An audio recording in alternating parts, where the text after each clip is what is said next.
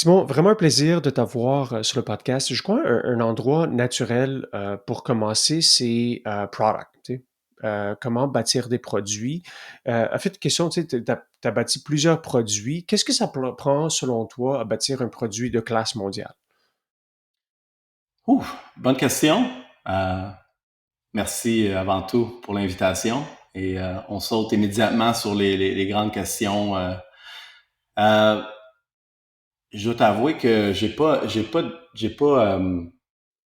développé mon expertise à bâtir des produits de manière assez structurée. Tu sais, on a démarré l'entreprise comme entreprise de service en 2006. Le produit, c'était quelque chose qui avait l'air d'être nice. Tu sais, on savait que faire des produits, c'était un modèle d'affaires qui nous intéressait, puis on savait pas nécessairement comment s'y prendre. Puis quand on s'est lancé à bâtir nos premiers produits, ça a vraiment été un peu de l'improvisation. Et au fil du temps, ben, on a frappé un peu toutes les murs qui ultimement nous ont permis d'apprendre à, je crois, faire du bon produit. Et ce que je réalise maintenant, là, on se retrouve 18 ans plus tard, c'est, je sais pas si je la connais tant que ça, la recette.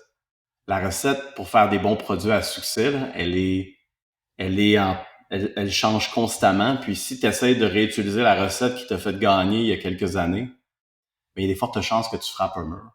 Fait que fait que si je reviens à la question initiale, qu'est-ce que ça prend pour faire du bon produit? Euh, je reviendrai à un mot-clé, c'est de l'obsession, dans le sens positif de la chose. Euh, c'est tellement ingrat lancer un produit dans le marché parce que les chances sont contre toi. Tu sais, les chances que ça marche un produit sont assez faibles. Tu sais, quand tu commences un produit, il faut que tu t'attendes à ce que il y a plus de chances que ça fonctionne pas que ça fonctionne. Et, et ce qu'on réalise quand on regarde tous ceux qui ont réussi, ils ont quelque chose, je crois. Je les ai pas tous rencontrés là, mais je ressens une obsession assez palpable de la part de tous les gens qui font du produit parce que les seuls produits qui vont fonctionner, c'est ceux pour lesquels on va tellement obsesse, on va tellement pousser les limites et on va ultimement réussir à en faire un succès.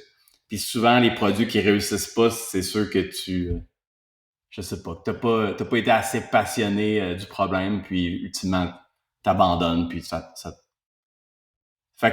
obsession, ça prend beaucoup de créativité, surtout aujourd'hui, là, la- on parle de créativité, innovation, créativité, là, il y a tellement de solutions, produits disponibles qui règlent à peu près tous les problèmes qu'on peut imaginer dans pas mal d'industries.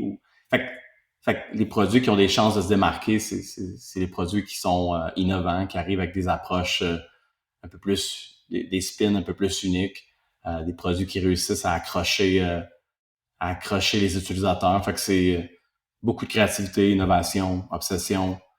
I guess que ça prend de l'argent aussi parce que c'est cher faire des produits. C'est c'est moi je trouvais ça cher en 2000 quoi en 2008 2009 quand on a commencé. Puis aujourd'hui on vit dans un monde bien différent. Fait que non seulement faire le produit, ça demande des expertises qui sont quand même pas données, quand même rares. Et après ça, mettre les produits en marché, ben, tous les coûts ont explosé. Là. Fait qu'on, autant le lait à l'épicerie, mais c'est aussi faire de la pub, se faire connaître, mettre en marché. Tout est cher. Fait que fait que oui, ça prend beaucoup d'argent. Euh, voilà. Sûrement plein d'autres choses, mais en gros, c'est pas mal ça qui me vient en tête. Ouais. Ben, moi, j'adore la réponse. Tu sais, je crois que t'as quand même une certaine dose d'humilité, là, parce que tu dis, ah, je connais pas la recette, mais c'est genre, comme vous êtes dans genre plus de 100 pays, plusieurs centaines de milliers de personnes qui utilisent vos produits chaque mois.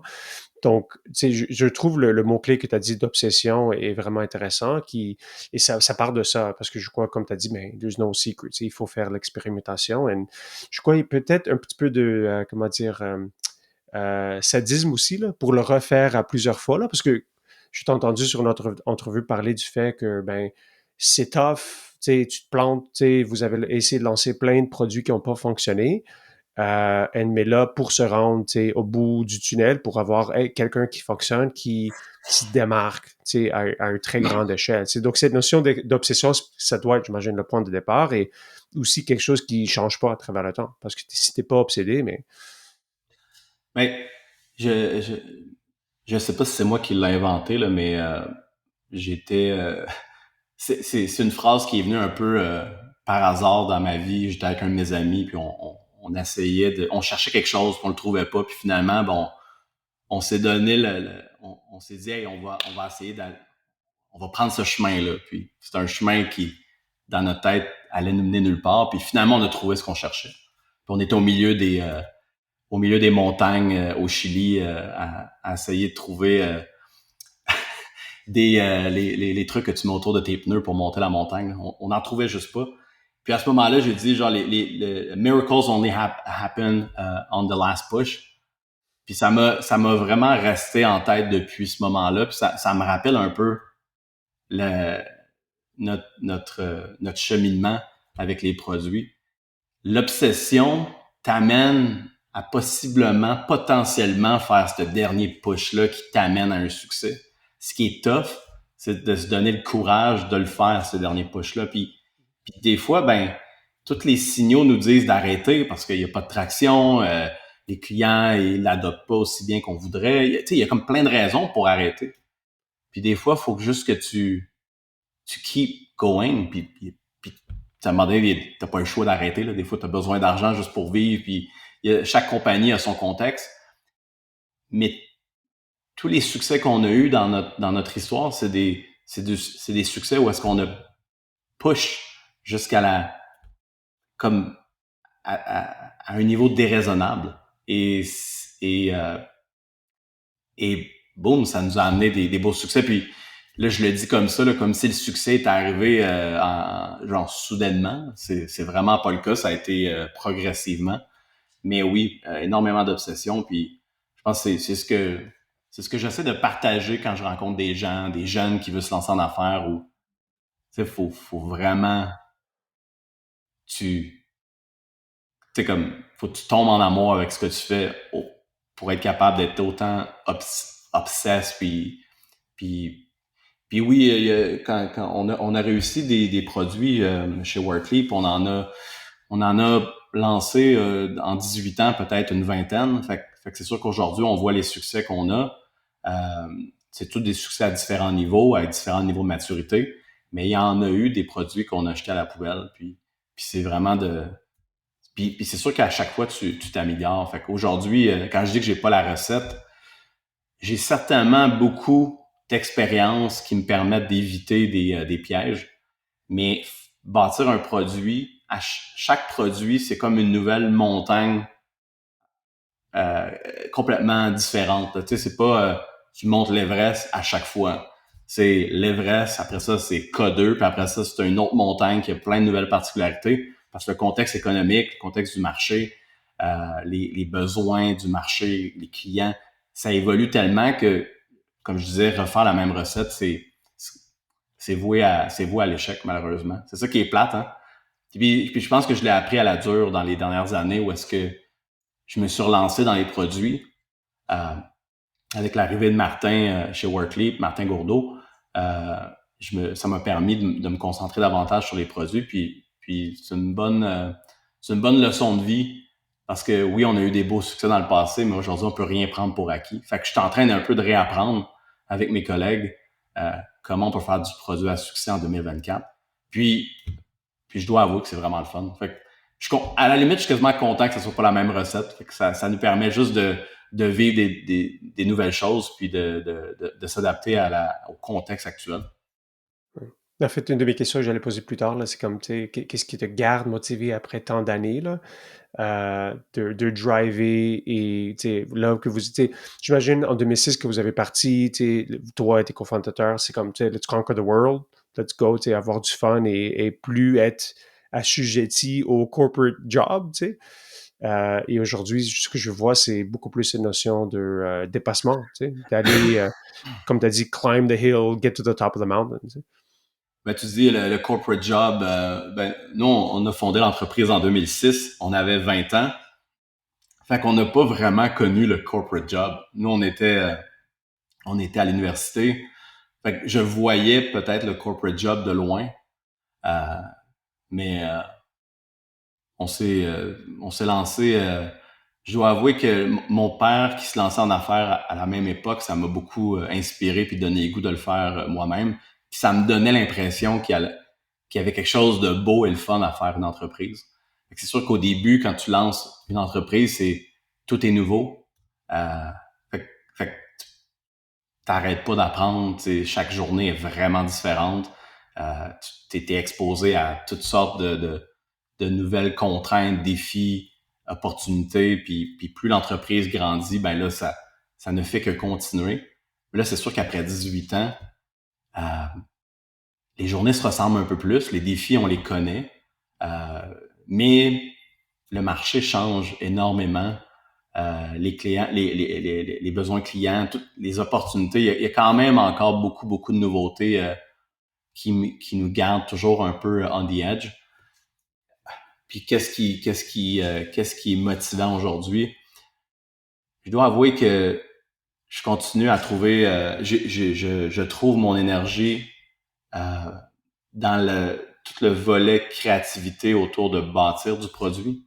J'aime, j'aime tomber en amour avec un problème, puis j'aime passer du temps à trouver des solutions pour régler ce problème-là. Puis tu sais, quand on sort des nouveaux produits, ben souvent on les vend pas très cher. Tu sais, on essaie de tester le marché, puis tu sais, un produit que je vends 50$ va m'exciter autant qu'un produit qu'on va vendre 5, 10, 15, 20 000$. Fait que c'est vraiment de réussir à bâtir toutes les étapes pour qu'un produit soit un petit succès. Là.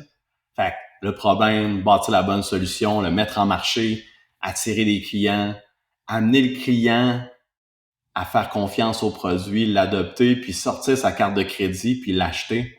Réussir à faire toute cette boucle-là, c'est une dose d'énergie qui est comme difficile à expliquer. Puis on dirait qu'elle me fait voyager dans le passé. Là. Tu sais, je me rappelle, je sais pas en quelle année on était exactement, là, mais tu sais, quand on commençait à vendre des licences d'un de nos produits qui s'appelle ShareGate, je me réveillais le matin, vu qu'on vendait à travers le monde, il y avait la nuit, ça roulait encore, fait que je me réveillais avec des licences vendues en Thaïlande, des licences vendues en Australie, en Nouvelle-Zélande, puis à chaque fois, c'est comme dose d'énergie, là, ça te réveille le matin, c'est comme let's go. Puis c'est pas nécessairement comme être au cash, puis genre c'était pas l'argent de ces ventes-là, c'était le fait d'avoir une vente, puis de savoir que quelqu'un de l'autre côté de la terre est intéressé par ce que la petite gang de Pointe-Saint-Charles à Montréal a bâti. Pour moi, il y avait quelque chose de fou là-dedans. Là. Fait, fait qu'aujourd'hui, quand on bâtit du produit puis qu'on a des petites victoires, mais c'est comme un peu ça me ramène dans le passé puis ça me garde quand même éveillé puis c'est sûr que Workleap a grandi, il y a une croissance, on a commencé à faire des acquisitions, on est en train de bâtir une plateforme pour unifier l'expérience de tous nos produits ensemble. Tu sais, il y a des défis en manque pas. Fait que c'est sûr que ça nous garde. C'est dur de pas penser à toutes ces choses-là. Fait que, mais ouais, je me verrais pas faire autre chose. Ouais, ça a l'air d'être un espèce de jeu infini, tu sais, ce que tu es en train de faire. Et ce que j'aime aussi, c'est comme t'as l'air d'avoir trouvé comme un peu un sens à ta vie qui est diffusé à travers ta gang et maintenant tous les clients. Et pour être peut-être un petit peu un geek sur la notion de bâtir du software, j'imagine, tu sais, en 18 ans, le monde du software a changé tellement évolué. Comment est-ce que tu vois le futur? Tu sais, on parle beaucoup des copilots qui aident les développeurs. Tu sais, est-ce que ça risque de descendre, par exemple, le coût de bâtir un produit ou est-ce que c'est genre le niveau de compétence tellement fort que, tu sais, si on gagne le coût de bâtir un produit d'un côté descend, mais le coût de marketer, par exemple, est plus cher. Donc, comment est-ce que tu le vois? Qu'est-ce qui t'excite dans le développement du produit dans le futur? Euh, Bonne question. Je pense on se la pose tous un peu aujourd'hui là. En fait, c'est drôle que tu parles de cet exemple-là. je pense que tous les gains d'efficacité qu'on va faire avec les technologies actuelles pour faire des produits, là, l'espace de temps et mental qu'on va créer avec ça, on va juste le remplir de d'autres choses. Dans le sens que ça va pas être plus facile, ça va juste être, en fait, ça va être vraiment plus complexe parce que le niveau de compétitivité va être juste, va être ailleurs. Fait que c'est sûr que la barre à l'entrée, je pense qu'elle a, autant elle est comme assez, elle a diminué parce qu'avec peu, on peut faire beaucoup aujourd'hui. Mais en même temps, la barre a monté aussi parce que cette valeur-là va être accessible à tout le monde, puis elle est démocratisée en ce moment. Elle est dans les mains de pas mal toutes les entreprises. Fait qu'on on va définitivement avoir beaucoup de plus de compétition. Fait que je suis un peu ce que ça me dit, c'est que faut pas manquer, faut pas manquer notre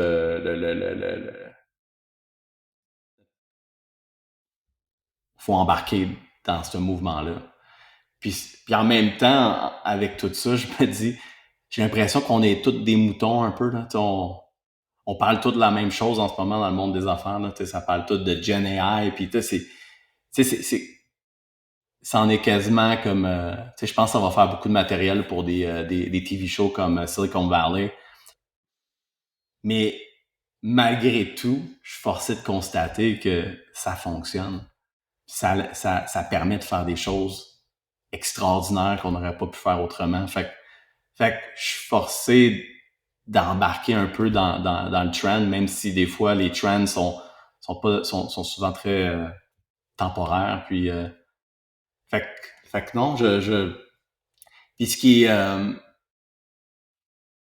est un bon défi aussi, il y a énormément de bruit maintenant. Les tactiques pour se faire connaître de nos jours sont, si je reviens quelques années en arrière, nous, on s'est fait beaucoup connaître avec nos produits, avec des stratégies de contenu. Évidemment, on a fait énormément on avait des tactiques de paid, là, de la performance numérique, bon SEO, être présent avec des bonnes publicités, puis avec des produits qui sont product-led, donc des produits que les gens pouvaient essayer d'eux-mêmes, apprendre d'eux-mêmes, sans même nous parler, puis ultimement sortir leur carte de crédit et les acheter. Fait il y avait tout. On a vraiment bâti une machine d'acquisition quand même fort intéressante, mais ça venait d'une époque où est-ce que faire une stratégie de contenu, mettons, c'était innovant. Là. C'était comme, dans le temps, là, la plupart des sites web avec des produits, ben, tu avais une section blog dans laquelle les produits faisaient juste parler d'eux-mêmes. C'était juste comme, c'était des blog posts de genre, voici le lancement qu'on a fait la semaine passée, le lancement d'il y a 2 mois. C'était all about them. Puis nous, on est arrivé avec mettons 2010, 2011, c'était une stratégie où est-ce que on va parler de notre industrie en général, on va devenir des experts de notre domaine. Puis tu sais, là, j'en parle, puis c'est tellement banal parce que c'est un peu comme on le prend pour acquis. Là. C'est pas mal comme ça que ça se passe maintenant. Il y en a qui le font mieux que d'autres, définitivement. Puis ça nous a permis vraiment de nous élever rapidement dans le marché. Là. On a décidé d'être reconnus comme les experts dans nos industries, puis on a décidé de faire à travers du contenu de qualité, du contenu dans lequel on partageait notre vision, nos croyances autour de l'industrie dans laquelle on était.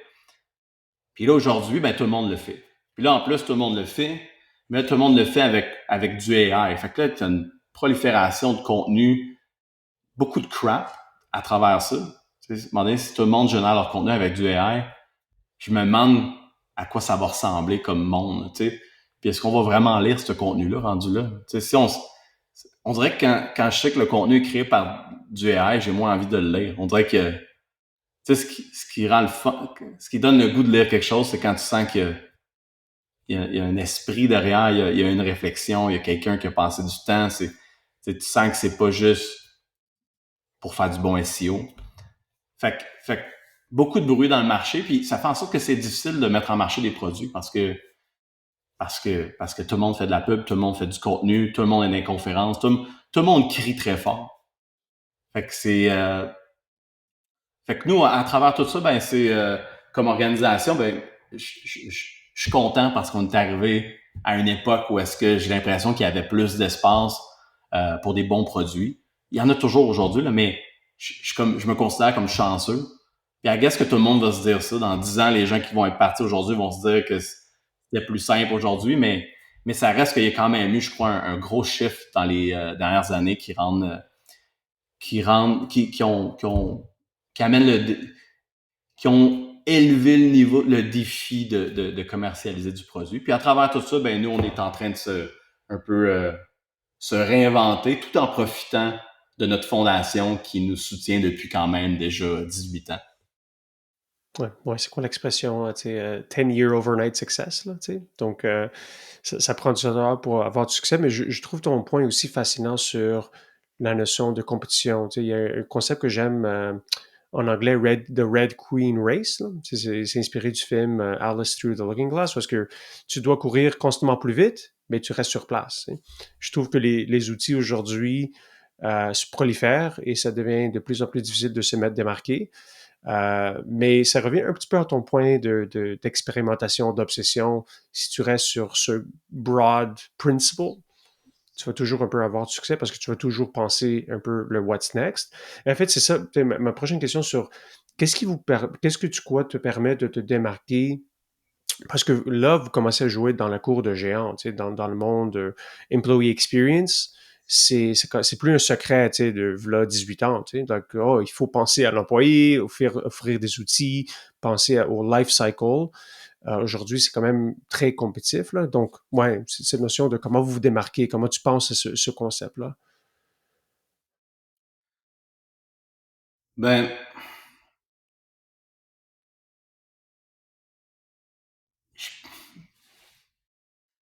c'est la réponse, elle est encore en train de se former, même si j'ai quand même une bonne idée. Euh, je crois beaucoup en la simplicité à travers les produits. Puis on a vraiment, on a vraiment dévoué la dernière décennie dans nos produits à, à, à se battre contre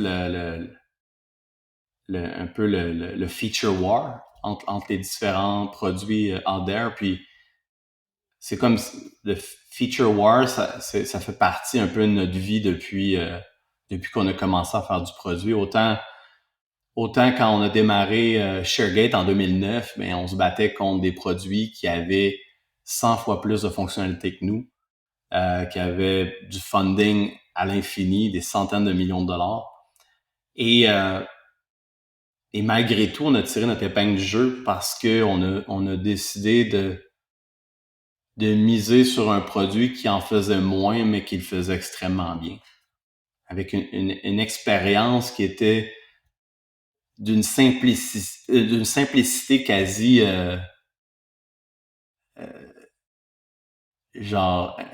quasi inconfortable. genre c'est comme really, c'est ça qu'on va mettre dans le marché, il y a juste un bouton. Là, là t'es comme ouais, on va juste mettre un produit avec un bouton. Puis c'est le genre de c'est le genre de décision qui à l'époque semblait contraire à ce qu'on devait faire, mais qui nous a, je crois, donné une réelle chance, mais qui nous a permis d'avoir du succès et de gagner à bien des égards.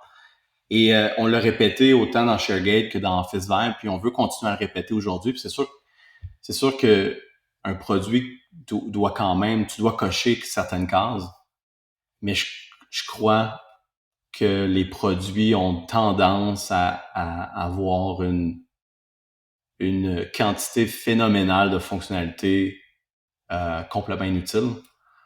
Puis il y a beaucoup ça prend énormément d'argent, d'efforts et de temps, de maintenance, de support pour être capable de supporter des produits qui font tellement beaucoup de choses. Et je crois que à la fin de la journée, les entreprises, oui, ils veulent magasiner certaines fonctionnalités, mais à la fin de la journée, ils magasinent un outcome. Puis cet outcome-là, Si tu as besoin de 100 fois moins de fonctionnalités pour l'atteindre et l'atteindre encore mieux, plus vite, ben, je vois pas pourquoi le client achèterait pas ton produit. Fait que c'est une philosophie de développement de produits qui va continuer de nous guider dans ce qu'on est en train de bâtir avec Workleap. Parce que oui, on rivalise contre des plateformes, des géants qui ont qui ont qui font tout.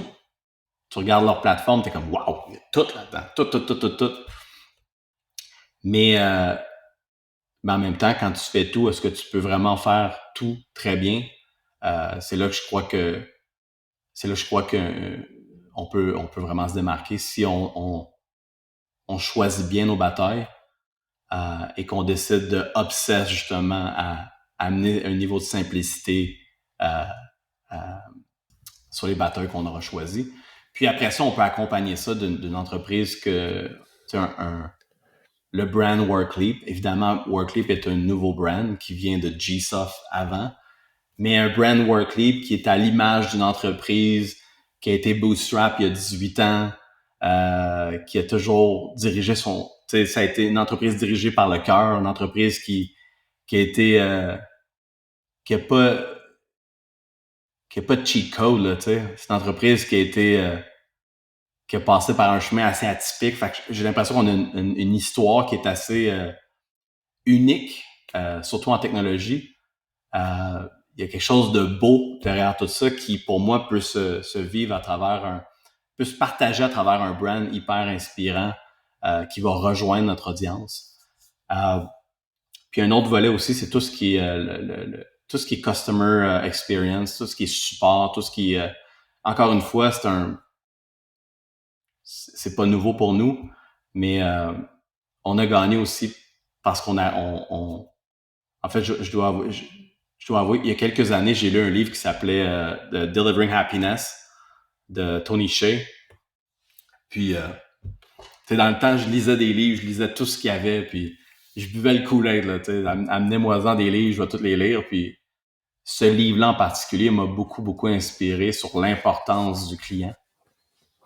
T'sais, des fois, quand, je sais pas, quand t'es une start-up, je sais pas, tu vis ta vie de start-up, puis t'as peut-être tendance à te regarder un peu plus que regarder à l'extérieur, puis vraiment comprendre tes clients, passer du temps avec eux, essayer de tout faire pour leur faire vivre quelque chose d'unique. Mais le livre de Tony Hsieh m'a vraiment amené à mettre le support là, comme à un niveau comme sans précédent. Fait qu'on l'a incarné énormément dans nos produits. Puis je dois avouer que c'est sûr que ça a contribué à notre succès. Là. Les gens, quand ils parlent, il y a beaucoup sur le côté ShareGate, parce que ShareGate, c'est un produit très complexe. Il y a beaucoup de chances que tu nous rejoignes au support et on s'assure toujours de te faire vivre de quoi de fou. Puis on a dépassé les limites au point où est-ce qu'on était, ça a créé du bouche à oreille, puis les gens se sont rappelés de nous. C'était quasiment la joke, c'était quasiment, on devrait-tu mettre un bug dans le produit pour être sûr que les clients nous contactent? Juste pour être sûr qu'on leur fasse vivre comment on travaille quand ils nous contactent. Puis on a toujours valorisé aussi l'idée que ben quand tu appelles au support chez nous, ben by the way, les développeurs sont assis juste à côté. Tu sais, c'est comme cette idée que tu peux contacter une entreprise qui est assez soudée, une entreprise qui est dans le temps, on était tout le monde à Montréal. Aujourd'hui, on est partout au Canada et maintenant aux États-Unis. Mais une entreprise qui est pas un peu je sais pas, segmentée, un peu comme une multinationale avec des départements qui se connaissent pas, qui se sont jamais parlé. Euh, Ça permet de créer de la magie quand t'as cette proximité-là entre les différents départements. Puis je pense qu'on le faisait vivre à travers le support. Fait que, comment on gagne, pour moi, ça va toujours être évidemment faire des bons produits. Là, faut régler des problèmes criants, des problèmes qui font mal aux clients. Puis ça, il y en a beaucoup. Là. Aujourd'hui, avec le travail hybride, avec le travail hybride puis la transformation du travail, parce qu'on avec le AI, c'est comme une nouvelle révolution numérique. Euh, il y en a des opportunités là. Tu sais, il y en des autant des nouveaux problèmes, autant des vieux problèmes qui vont resurfacer.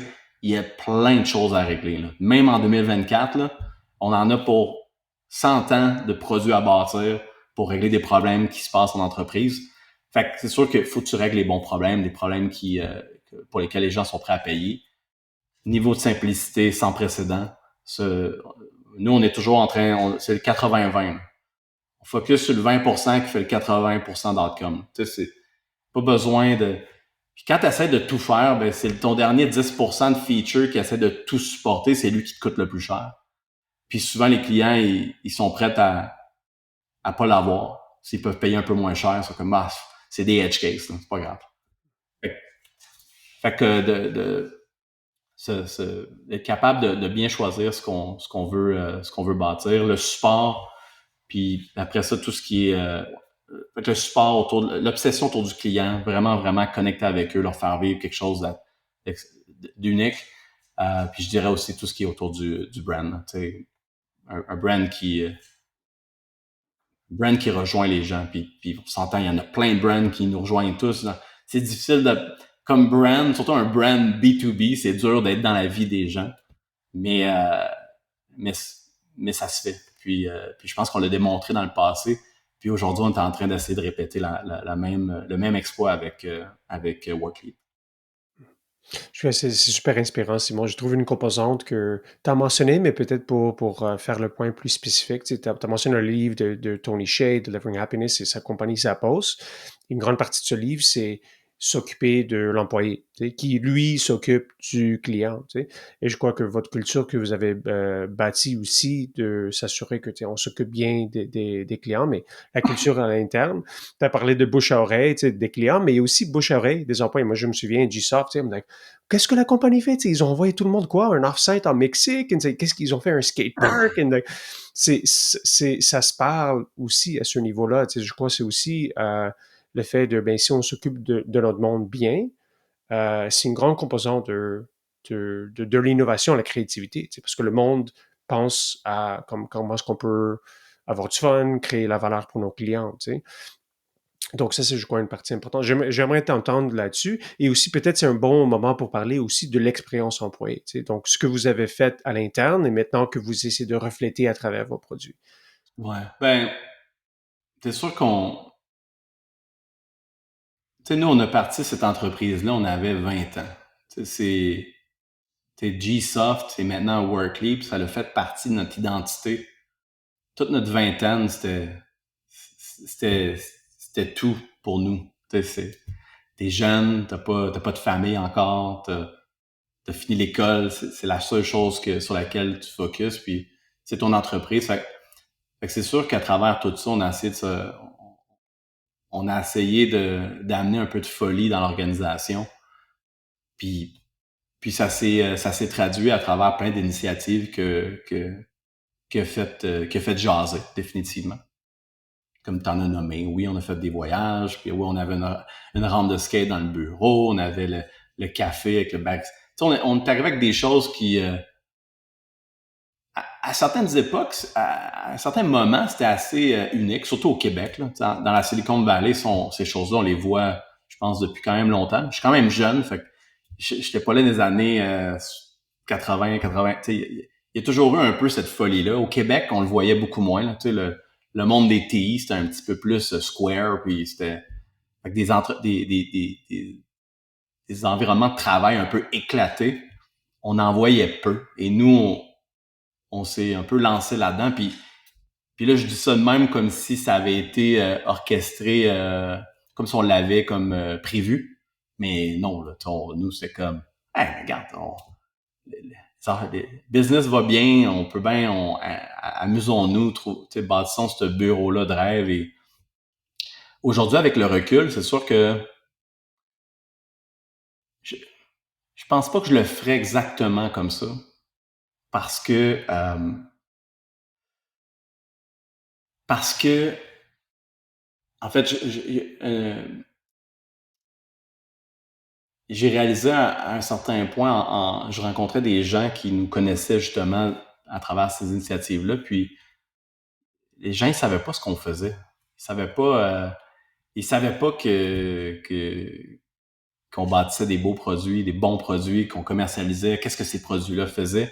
Les gens nous connaissaient pour un peu les initiatives, les trucs un peu plus autour de la culture de la business, ce qui est pas une mauvaise chose, mais ça t'attire pas nécessairement les bonnes personnes, t'attire pas nécessairement l'attention sur une audience qui est totalement alignée avec ce que tu fais. Fait que je pense qu'on a peut-être perdu du temps parce qu'aujourd'hui on est là, puis la vie va bien, puis on a fait on peut pas se plaindre là, de l'entreprise où est-ce qu'elle s'est rendue, c'est exceptionnel. Fait qu'aujourd'hui, je suis comme, mettons que j'avais à le refaire, je pense que je miserais davantage sur les, euh, les produits qu'on bâtit, les façons de bâtir nos produits, cette obsession de bâtir des bons produits, comment on les fait, l'innovation, la créativité, des sujets qui sont peut-être un peu moins sexy sur un front page d'un journal, puis c'est correct, ça me dérange pas de pas avoir des trucs clickbait en termes d'initiative, parce qu'à la fin de la journée, les gens qui sont engagés chez nous, c'est des gens qui viennent pour justement les défis, les produits. Ils viennent pour ces choses-là qui sont pour moi des fondamentaux d'entreprise. Mais c'est sûr que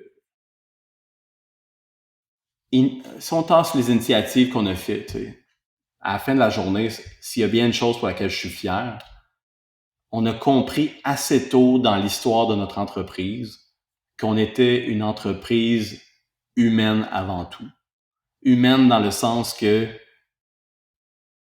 la créativité, l'innovation, bâtir des produits, c'est de la technologie, mais c'est drivé par des humains. Tu sais, c'est drivé par, par des gens qui s'assoient ensemble autour d'une table à réfléchir à une idée, à la matérialiser à travers un produit. Puis, puis quand tu crées un climat qui est positif, puis il n'y a pas de bonne réponse à ça, qu'est-ce que ça veut dire? Ben, quand tu essayes ou quand tu cares pour bien t'occuper des gens, t'assurer qu'ils ont tout ce qu'il faut pour réussir, ben habituellement, puis des fois le marché il peut te rentrer dedans, là, tu sais, ça arrive, des fois là, tu peux avoir traité tes gens super bien, sortir un produit exceptionnel puis te planter. Là, tu sais, c'est pas gage de succès garanti, mais ça augmente les chances. Puis on l'a compris assez tôt. Fait que je pense que c'est une grande qualité de l'entreprise pour laquelle je suis fier. Puis je pense que ça ressemble beaucoup aux cofondateurs. Tu penses à Seb, à Guillaume, à moi. On care pour les gens. Tu sais, on est du monde on a toujours care depuis le jour 1, puis là, on a voulu le refléter à travers l'entreprise. Puis je pense que ça nous a beaucoup aidé au succès. Mais en même temps, c'est pas juste ça. Tu sais. Nos produits, on les a sortis au bon moment, bon timing. Les solutions qu'on a bâties, c'était les bonnes. Euh, il y a aussi de la chance là-dedans. Tu sais, ça, dans la vie, on crée notre chance, mais tu sais, en même temps, no way, là, tu sais, il y a des produits exceptionnels qu'on n'entendra jamais parler, qui existeront, qui deviendront jamais un succès. Puis, des fois, ça s'explique pas, tu sais. Puis dans notre cas, ben, ça a fonctionné. Puis peut-être qu'on était au bon endroit, au bon moment, puis ça nous a servi, puis on a tiré avantage de la situation pour en faire un succès. On le saura jamais, mais je suis pas là, je veux pas me péter les bretelles à dire on le savait, c'était prévu. On est allé au go with the flow. On dirige avec nos valeurs, notre cœur, faire du bon produit, avoir du fun à le faire, s'occuper, bien traiter les gens autour de nous, essayer de créer un environnement assez unique au Québec spécialement. Puis ça l'a payé des dividendes au final. Tu sais, ça l'a permis de créer ce qu'on connaît aujourd'hui sous Workleap. Ouais, ouais, j'aime beaucoup ton point. Ouais, ça parle aussi de l'expression en anglais, tu sais, you have to be lucky to be good, good to be lucky, donc tu maximises tes chances, tu sais, donc tu mets plus de choses, tu peux juste contrôler les inputs, tu sais. Donc tu fais le Ouais. meilleur que tu peux, et c'est ça qui aide évidemment, et comme tu as dit, une notion de timing, mais aussi une notion, il faut être compétent pour saisir le moment, tu sais. Je rajouterais aussi à travers tu sais, les différents tu sais, les folies qu'on a lancées, puis pourquoi je le referais pas aujourd'hui. Je crois qu'on a été on a eu la chance d'avoir du succès assez rapidement dans notre cheminement. Puis, puis je pense qu'à un certain point, le succès, c'est un couteau à double tranchant. Tu sais, c'est quand tu as du succès, c'est bien d'en profiter. Mais si tu en profites trop, des fois, tu perds un peu tu perds l'instinct que tu avais quand tu l'avais pas, ce succès-là. Fait que c'est un muscle qui, quand tu as trop de succès trop rapidement, tu deviens complaisant rapidement aussi. Puis je pense que ça a été un piège dans lequel on a tombé, puis c'est pas on n'a pas tout tombé dans un seul piège. Mais tu sais, c'est un piège, c'est quelque chose qui, ça change tes comportements, ça change ton approche, la prise de décision, puis je pense que toute la période COVID, ça a été un peu une leçon pour toutes les entreprises autour de la résilience. Puis cette résilience-là, ben c'est un muscle que tu dois entraîner en tout temps, même quand ça va bien. Fait que pour moi, ça a été aussi un rappel de comme OK, on a eu du succès, on l'a pas volé à personne, on l'a travaillé, ça a pris du temps, mais on l'a eu assez vite, puis j'ai l'impression que dans notre tête, ben c'était un succès qui allait être éternel, puis on avait trouvé la façon d'avoir du succès, puis we made it. Mais mais je pense que si une entreprise veut traverser les époques, faut qu'elle entraîne le muscle, la résilience, puis toujours opérer comme si un peu pas worst case, là, faut pas non plus être trop dans le négatif, mais tu sais, faut quand même être capable d'imaginer le pire scénario puis d'opérer avec ces variables en tête et non pas avoir l'impression que le succès va rester accroché à toi pour toujours. Puis quand tu es dans ce mindset-là, je pense que ça fait juste te garder, t'apprécies davantage le succès qui se perpétue dans le temps. Fait que puis je dis ça, mais on a toujours voulu être profitable depuis le jour 1. On a toujours gardé beaucoup de liquidité. Fait à travers tout ça, on a quand même fait beaucoup attention. Même si on s'est permis de se gâter, puis on a quand même décidé de faire des folies à travers le temps. Cette idée d'être résilient puis de traverser les moments difficiles, on l'a quand même gardé, on l'a quand même construit avec le temps. Mais, euh, mais je pense qu'on aurait pu faire mieux. Puis aujourd'hui, je pense qu'on opère un peu mieux l'entreprise. Tu sais, un exemple, là, juste te donner un exemple. Dans le temps, on n'avait même pas de budget. Là. Puis tu sais, c'était un peu... ça venait un peu de notre désir de se rebeller contre les traditions. On se rebelle contre le corporate world. Tu sais, nous, on n'a pas de budget. Mais tu sais, c'est facile de dire que tu n'as pas de budget quand les finances vont bien. Tu sais, c'est comme, tu sais, on vérifiait l'argent, mais on n'avait pas un budget qu'on faisait avant de démarrer notre année puis c'est tellement con quand je repense. Je suis comme, un budget, c'est une contrainte créative. C'est une manière de, c'est une manière de délimiter ton corps et de sable dans lequel tu peux créer. Tu sais, c'est vraiment un bon outil. Fait, fait que quand je dis, garder le muscle entraîné. J'aurais aimé ça qu'on soit meilleur à faire, justement, être capable de faire des bonnes plannings stratégiques, comment tu montes ton budget. Tous ces outils-là, ben nous, on n'avait pas de ça. Fait que ça nous donnait un côté, c'est une drôle de bébête, Gsoft, mais ça marche. Fait que là, les gens avaient peut-être tendance à vouloir répliquer ça. Là, aujourd'hui, je suis comme, non, non, non, comme un budget, c'est bon, là, c'est correct. Je pense que c'est souvent dans la manière de l'implémenter qu'il y a des façons plus lean, plus efficaces de le faire sans tomber dans la lourdeur qui peut venir avec ça, ou souvent qu'on associe à ces pratiques-là. Ouais. Mais j'adore ton point de ne pas être complaisant. C'est malgré votre succès, malgré où ce que vous êtes aujourd'hui, et je pense en termes de timing dans le marché, surtout post-pandémie, c'est là que, OK, ben, cette notion de résignation des employés, les difficultés de garder du monde, de garder engagés, et évidemment, là, on rajoute le côté hybride, etc. I'm like, oh, quelle entreprise est-ce que je voudrais travailler pour qui peut aider à ces problèmes? C'est like, oh, ben, pas mal work leap, en termes de être au bon moment, mais comme tu as dit, ben, c'est à vous de le saisir. Donc, j'aimerais peut-être entendre ça, mais comment tu penses à cet espace de employee experience qui semble être encore tôt dans son parcours, tu sais? Donc, en termes de cycle de l'industrie, ça semble que même si ça fait 18 ans, il y a comme un point d'inflexion dans ce monde. Hein. Donc, j'aimerais t'entendre un petit peu sur ta vision sur l'industrie. Ben, c'est assez segmenté, là, l'expérience employée, là. C'est plus je sais pas, c'est une catégorie qui rassemble plein de catégories, mais pour moi, c'est une perspective de comment, c'est une perspective de comment on observe une organisation, puis, puis comment l'expérience des employés peut être euh, shapée d'une manière à pouvoir contribuer au succès d'une entreprise. Puis, souvent, le terme expérience employée est associé au concept, au terme HR. Tu sais, c'est comme expérience employée, ben c'est HR. Nous, ce qu'on veut faire, c'est on veut le décrocher d'HR. Cette expérience employée, c'est pas juste s'assurer que les employés sont heureux. On essaie un peu de briser cette association-là où est-ce que expérience employée égale automatiquement positivité, les employés sont heureux, bien, et l'expérience employée, c'est c'est de rassembler un peu c'est tous les éléments qui permettent à l'employé de performer à son plein potentiel.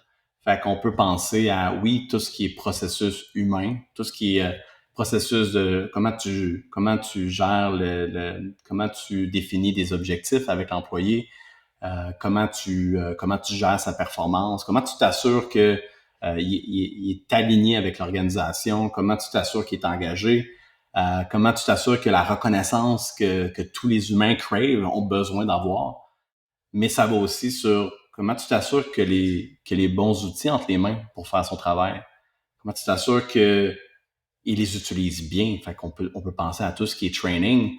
Euh, Comment on s'assure que l'employé est capable de trouver l'information qu'il a besoin pour prendre des décisions. Fait pour moi, le spectre de l'expérience employée est assez large, mais à la fin de la journée, c'est tous les éléments réunis qui peuvent contribuer à créer une expérience où l'employé peut être à son meilleur et contribuer à faire avancer l'organisation, peu importe ce que l'organisation est en train de faire. Fait que la plateforme Workly qu'on est en train de bâtir rassemble différents produits qui ont chacun un purpose, font chacun des choses différentes, mais chacune de ces choses-là contribue à donner les meilleures chances aux gens aux employés dans une organisation de pouvoir créer de la valeur. Et quand on parle d'expérience employée, ça revient aussi à cette croyance que nos entreprises sont fondamentalement humaines. Tu sais, c'est demain matin, dans la plupart des entreprises, les gens décident de pas rentrer, de pas travailler. La plupart des entreprises arrêtent, là. Fait que, force est de constater que les entreprises sont drivées par des humains. Puis, je pense que c'est pas une surprise. On le sait. Puis une entreprise qui veut gagner dans le marché actuel a besoin des employés qui ont toutes les chances de leur côté de pouvoir créer de la valeur exceptionnelle qui va permettre à l'entreprise de continuer d'avoir du succès. Et ce que j'aime de ce qu'on fait aussi chez Workleap, c'est j'ai envie que nos clients puissent se concentrer sur leur core business et nous laisser leur donner des outils qui vont venir complémenter ce core business-là avec des choses qu'ils n'ont pas besoin d'apprendre. Tu sais, faire de la gestion de performance, on l'a pour toi. On a l'outil out of the box. On va te donner les bonnes pratiques. Suis notre guidance. Puis tu vas arriver à un endroit super intéressant qui va te permettre de t'assurer que la gestion de performance est bien gérée.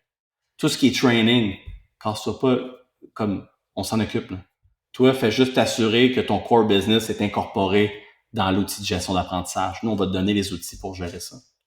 L'engagement, essaye pas de te faire un sondage sur Excel ou essaye pas d'essayer de deviner. On va te le donner. On a les outils pour ça. Ça va te donner l'heure juste. Tu vas avoir des insights pour t'assurer de faire les ajustements qui vont te donner, qui vont te permettre de réajuster le tir s'il y a quelque chose qui va pas. Fait que j'ai envie d'être une entreprise qui aide d'autres entreprises à avoir du succès. Workleap, c'est ça qu'on fait. On est une entreprise qui dessert d'autres entreprises et qui veut les enabler une expérience qui permet aux employés d'être à leur plein potentiel. Fait que c'est hyper vaste comme univers. Ça nous donne un terrain de jeu exceptionnel. Il y a tellement de choses à bâtir.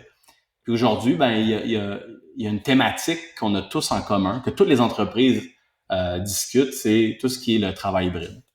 Ça, pour moi, ça a été c'était pas quelque chose qui était autant top of mind il y a quelques années. Pas que pas que ça l'invalidait ce qu'on faisait, mais aujourd'hui, le fait que le travail hybride est devenu tellement important et partout, euh, puis il y a beaucoup d'entreprises qui se grattent un peu la tête. Là. Comment on déploie ça? Là? Comment mon entreprise opère dans ce modèle-là? Comment je crée de l'alignement? Comment on communique? C'est quoi les... Puis, puis ça, pour nous, c'est une opportunité en or parce que la plupart des gens n'ont pas encore trouvé leur réponse à ça. Puis nous, ça nous donne l'opportunité de créer des produits qui viennent les aider à faire ça.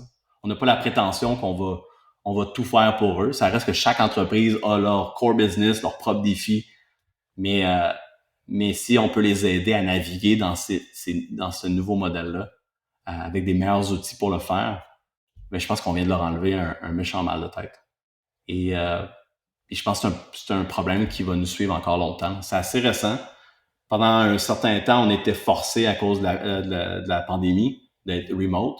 Ça, c'était temporaire. Après ça, il y a eu un peu un entre-deux. Il y a il y a des entreprises qui ont essayé de ramener tout le monde au bureau. Je pense que d'un commun accord, là, je pense que tout le monde s'entend pour dire que le hybrid work est pas mal devenu le standard. Fait que même si tu dis à tes employés de revenir 3 jours semaine, ça reste qu'il y en a 2 où est-ce que l'entreprise sera pas là. Il va peut-être être au chalet, à la maison, d'un café. Fait que cette réalité-là, elle est, même si tu as forcé les gens à revenir, je connais très peu d'entreprises qui ont réussi à forcer les gens à revenir complètement. Puis je vois pas dans un avenir rapproché où est-ce que ça peut se passer.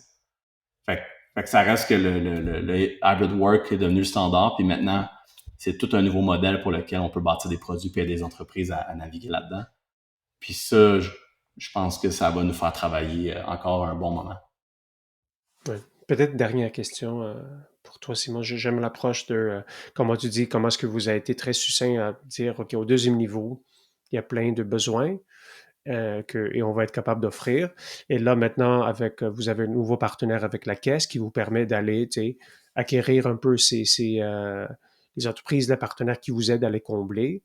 Est-ce que tu as réfléchi un peu ou tu sais, c'est quoi un peu le futur de l'entreprise, tu sais, l'ambition plus grande? Si tu me dis, OK, j'imagine, je te pose la question, voilà 18 ans, tu n'aurais pas imaginé où est-ce que tu es aujourd'hui. Est-ce que tu le gères toujours d'une façon intuitive, tu sais, let's go big, mais tu sais, ou est-ce que tu as un end goal en tête? Après 18 ans, le end goal est comme... En fait, il n'y a jamais eu de end goal. Là. Ça a toujours été un peu une espèce de infinite game où est-ce que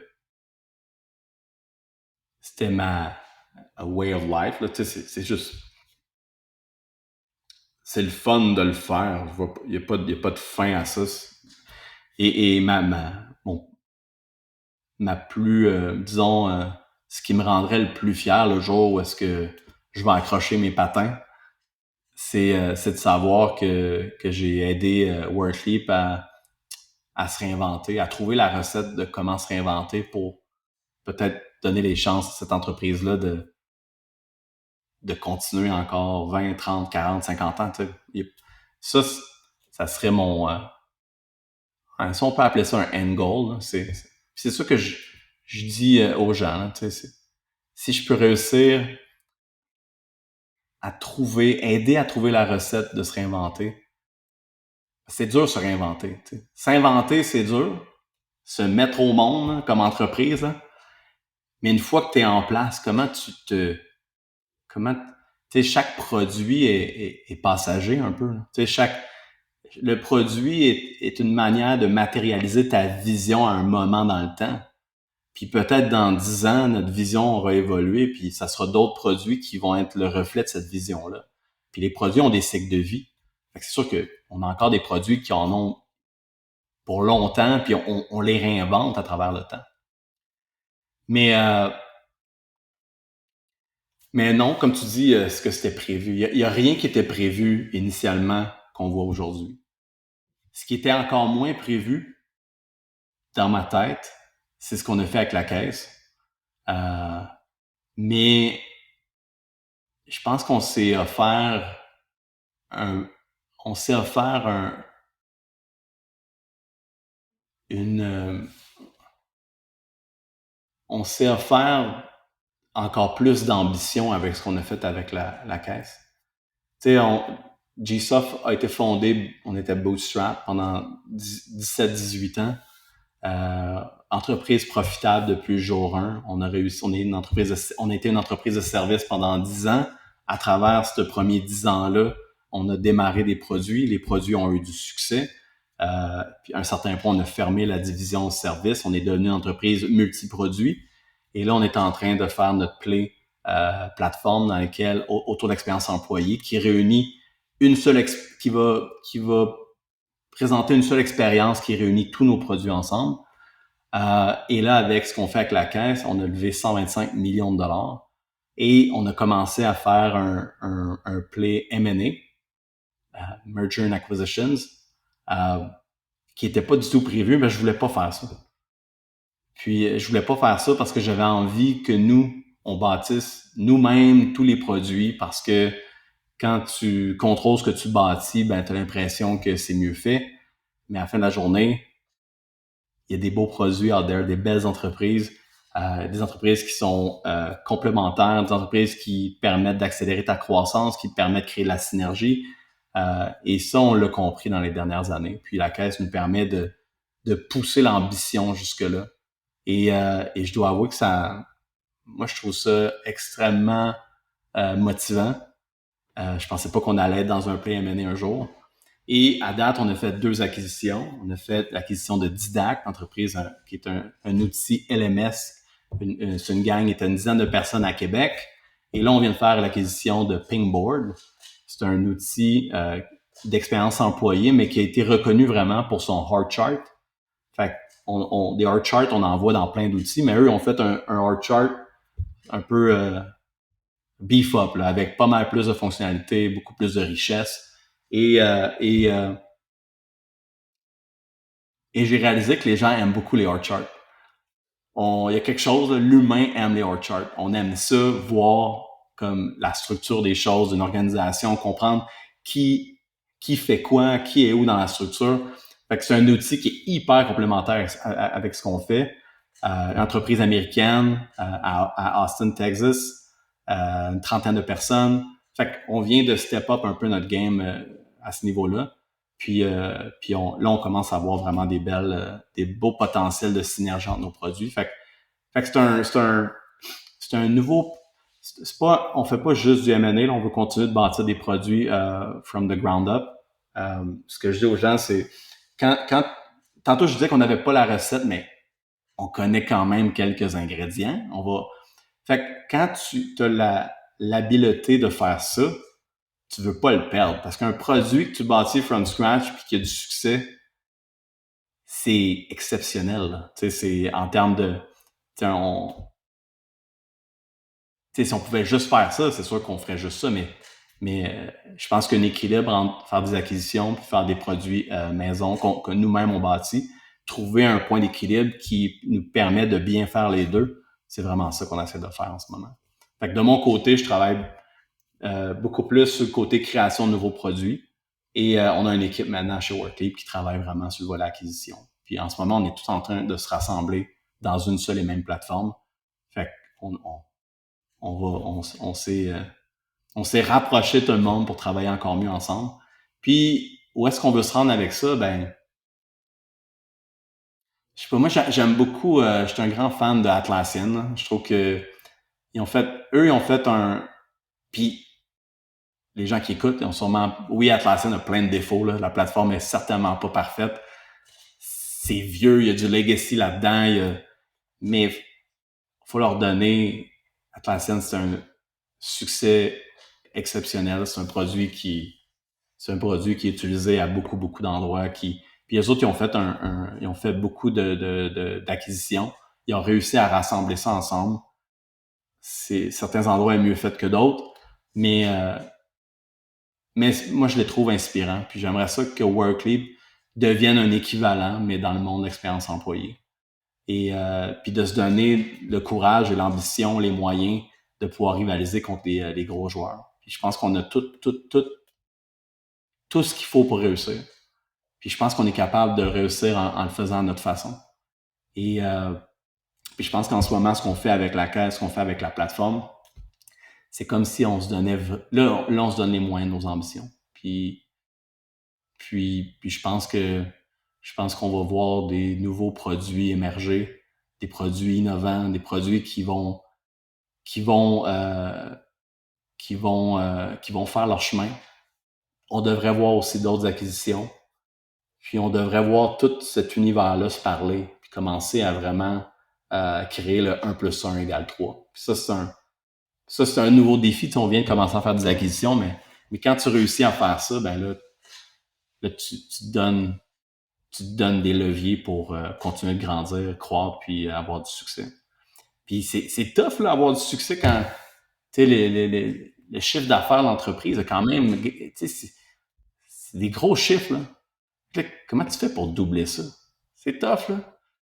C'était tout un défi se rendre là. Comme maintenant, comment on amène ça ailleurs? Puis c'est très différent quand tu es rendu là, mais fait que faire des acquisitions, je pense que c'est assez logique au stade où est-ce qu'on est rendu. Mais à travers ça, je pense qu'il y a des belles choses qu'on peut bâtir. Puis juste bien faire les deux ensemble, je pense que ça va nous amener très loin. Puis, à la fin de la journée, si on peut bâtir une plateforme qui permet d'aller chercher le meilleur de chaque personne dans les entreprises, si on peut sentir, mesurer qu'on aide d'autres entreprises à avoir du succès, aussi petit soit-il, là, je m'attends pas à ce que... J'ai pas la prétention que grâce à nous, les entreprises vont réussir. Mais je pense qu'on peut les aider à faire un bon bout de chemin. Puis je pense que tout ce qu'on est en train de préparer présentement, ça va nous permettre de le faire encore plus qu'on l'a déjà fait. Tu sais, je pensais à ça me fait penser à, tu sais, il y a quelques années quand, je pense que c'était Tesla qui avait acheté une licence de ShareGate. Puis t'es comme, ah ouais. Tu sais, c'était dans les débuts de Tesla, là. Fait j'étais comme, ah ouais. Fait que, tu sais, j'ai pas la prétention que c'est nous qui va faire de Tesla un succès, mais de savoir qu'on fait des produits utilisés par une compagnie comme Tesla qu'on admire, pour moi, ça me faisait un très, très, très grand bien. Et aujourd'hui, ben, je pense qu'on peut le faire à beaucoup, beaucoup plus grande échelle. Je pense que c'est ce qui continue de me driver aujourd'hui. Ouais. Ben, c'est vraiment super, Simon. J'ai vraiment hâte de réécouter cette entrevue dans 10 ans pour voir où est-ce que vous êtes rendu et faire un peu la comparaison. Et donc, je veux juste te remercier pour ton temps et te souhaiter bon succès sur évidemment le parcours et de continuer d'être un modèle à suivre, tu sais, pour, pas juste pour le Québec, mais je crois pour beaucoup de fondateurs, entrepreneurs qui doivent écouter. Donc, merci. Ben, ça fait plaisir. Merci pour le temps. Puis moi aussi, j'ai bien hâte de réécouter ça dans 10 ans. Merci encore. Bonne journée. Salut.